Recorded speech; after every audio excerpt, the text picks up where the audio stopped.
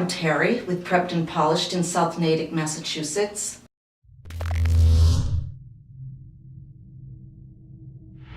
Scoring well on the writing portion of the SAT hinges on recognizing grammar errors. Fortunately, the SAT tends to use a handful of grammar issues to test your grammar skills. Today, I'm going to clear up 3 of the most common grammar mistakes that students make, and I'm going to show you how to avoid them. Let's start with idioms.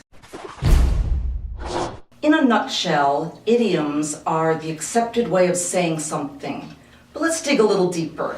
So idioms are a set of words that must go together, expressions that take on a meaning of their own, and they usually involve a verb and preposition, such as addicted to, agree on, try to, and abide by. Sometimes a sentence may just not sound right to you, and this may mean that it contains an idiom error, because the difficult part is that there's no well-defined rules for idiomatic construction in English. Prepositions cause trouble when they follow certain verbs and adjectives, so when in doubt, grab a dictionary and look up the word preceding that troublesome preposition and see which preposition fits with that particular word. For example, is it angry with a person or angry at a person?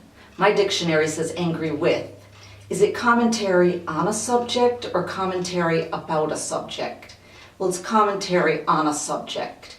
You know, it might be helpful if you keep a running list of common idioms that you frequently encounter in reading and in conversation. On the SAT, you'll definitely confront many idiom errors, particularly on the identifying sentence error portion, and they'll be in the context of verb plus preposition. Let's look at some SAT type examples with idiom errors. When Shirin Ebadi was awarded the Nobel Peace Prize, her colleagues praised her exceptional efforts about democracy and human rights in Iran. Efforts about does not sound correct. It should be efforts for. An early advocate to the women's suffrage movement, Victoria Woodhull was a candidate for president, although when she tried to vote, election officials would not accept her ballot. Advocate to is an incorrect idiom. It's unidiomatic. It should be advocate for.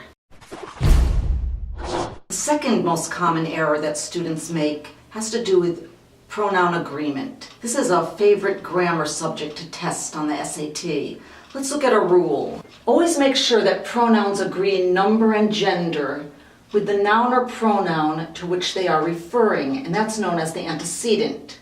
In other words, when a noun is singular, the pronoun has to be singular. When a noun is plural, the pronoun replacing it has to be plural. Let me show you an identifying sentence error question that most students miss on the SAT.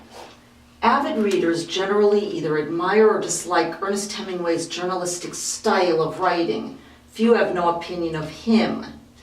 Well, this sentence speaks to his style, not about Ernest Hemingway. So this pronoun should not be him, it should be it, referring to his style. Remember, here are a list of singular pronouns to help you. Make them your own. Anybody, anyone, anything, each, either, everybody, everyone, everything, much, neither, nobody, nothing, one, somebody, someone, something. All singular pronouns. Let's look at an example. Concerned about the playoff game on Saturday, each of the team members spent most of the week practicing their plays. Their is plural, each is singular.